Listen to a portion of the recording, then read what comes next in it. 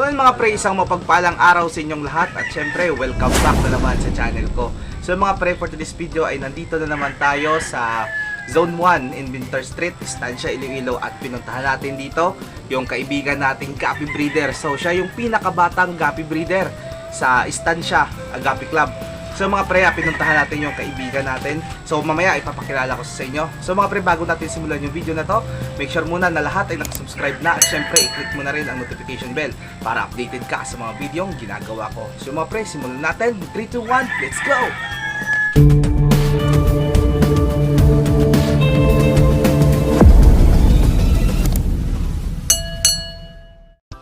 So mga pre, kasama natin si... Pare, kilala ka muna. Si Joshua Obidos.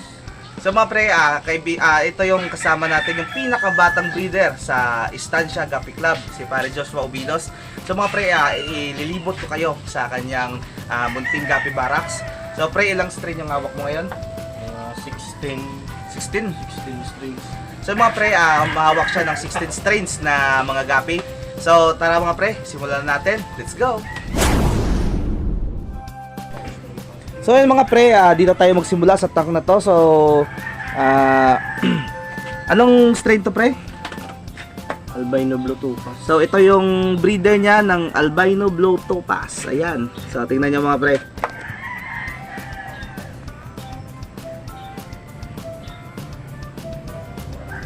Ilang months na to pre? Mga 2 months or 3. 2 to 3 months.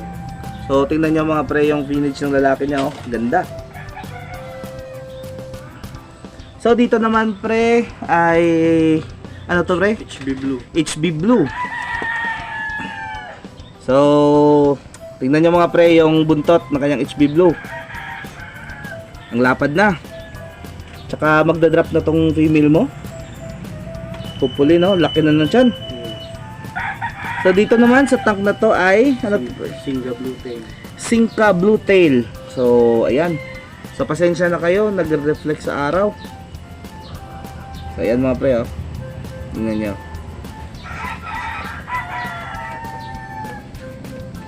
So mga pre, pasensya na kayo dahil maraming mahiwagang manok dito. So dito naman, ano to pre? RDSS. Red Dragon. Snake skin. So grabe yung ano niya, oh. Ilang buwan na to pre? 3 to 4 months. 3 to 4 months. Grabe yung lalaki ng mga breeder niya dito pre. So mga pre, yung next natin ay ito. P-Dirt Half Moon. P-Dirt Half Moon, Platinum Dumbo Air Red Tail Half Moon. So ayan. So mga pre, mamaya ipapakita ko ulit yung montage ng kanyang mga breeder. So dito naman, ano to pre? EBT. Okay. Ito na yung mga fry ng kanyang ABT. So tingnan nyo. Juby size na ng mga ABT. Albino Blue Topaz. Ayan. Female. Ito pre. Male EBT. So ito yung mga fry ng male ABT niya. So male section to mga pre. Tingnan nyo. So dito naman mga pre ay ano to pre? HB Pastel. HB Pastel. Ayan. So tingnan natin sa taas. Ayan mga pre, tingnan nyo yung HB Pastel niya. Ang ganda. So dito naman sa tank na to, ano to pre? HB Red Rose Tail. HB Red Rose Tail. Ayan. So isang trio meron siya dito. 2 pair. 2 pair to? Yun pala yung isa. So 2 pair.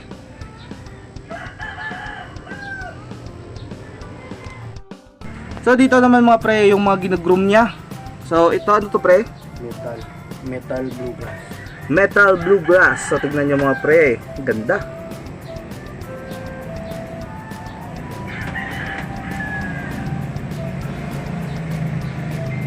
So dito naman ano to pre? Same lang. Metal Bluegrass din. So future future na breeder mo to? Breeder. Breeder na. So ito Female. Bagong drop. dito niya nilalagay mga pre yung kakadrop lang Prepare. na mga ano. Process. So ito ganun din. Female Bluegrass. So dito Full gold. full gold Gapi. Ayan. Bata pa to, no? Pa, 2 to 3 months. 2 to 3 months din. Ito, Female sa HB Red Rostel. ito yung female ng HB Red Rostel. Dito ganun din. So ito yung mga ginagro mo. Preparation po. So ayun mga pre, dito naman tayo sa section na to. So ano to pre? Grooming. Ito yung ginagro mo ulit. HB Pastel. HB Pastel, Metal Bluegrass. So ito, EBM. EBM, Electric Blue Muscove. So ito, Panda. Dwarf. Dwarf Panda. Panda. Tsaka ito pre, Bluegrass. No. grabe yung bluegrass male niya, tingnan nyo. Pupokus ko. Ang ganda ng mga fins niya mga pre, oh. Ang lapad na, para kurtina na.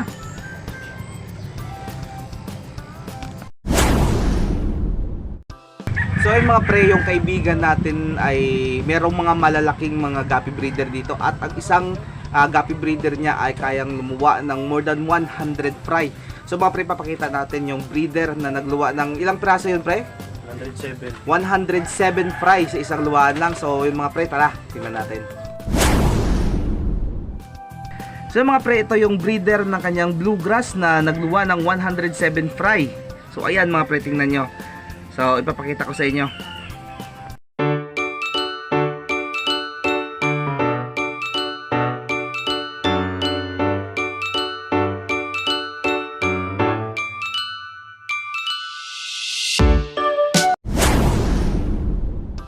So yun mga pre, nandito yung kanyang male na bluegrass. So tingnan nyo mga pre, kung gaano kaganda yung male ng kanyang bluegrass.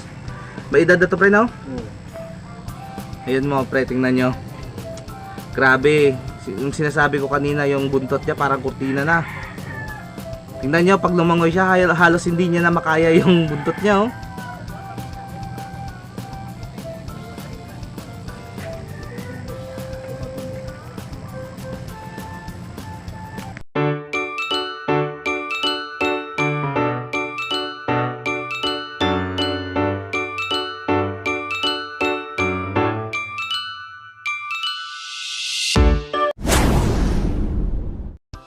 So yun mga pre, ito yung mga fry na niluwa na kanyang female. Tingnan nyo mga pre.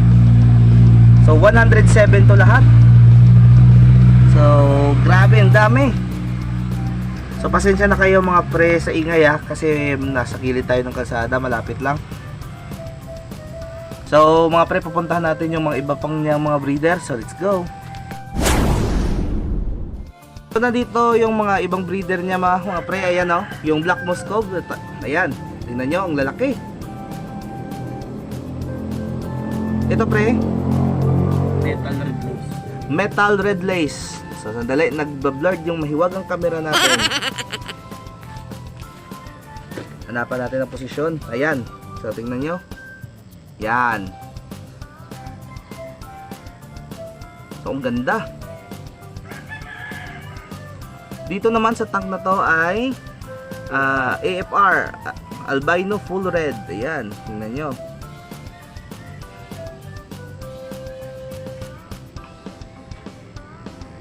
Ayan, tingnan nyo mga pre.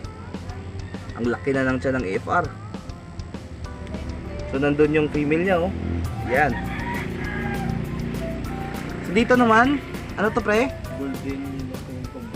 Golden Yellow King Cobra. Ayan. Dali. Hanapan natin ng magandang posisyon. O yan mga pre, oh, tingnan nyo. Golden Yellow King Cobra. Pre, nandito na yung mga ibang breeder niya. So ito yung Yellow King Cobra top sword. Ito, tingnan nyo. Ito yung top sword niya. Yung sword niya parang sword tail pero nasa taas. Tsaka yung isa, Yellow King Cobra pero double sword. So tingnan nyo yung sword niya, taas baba. Parang lyre tail na namuli. Ayan, tingnan nyo, ang ganda oh.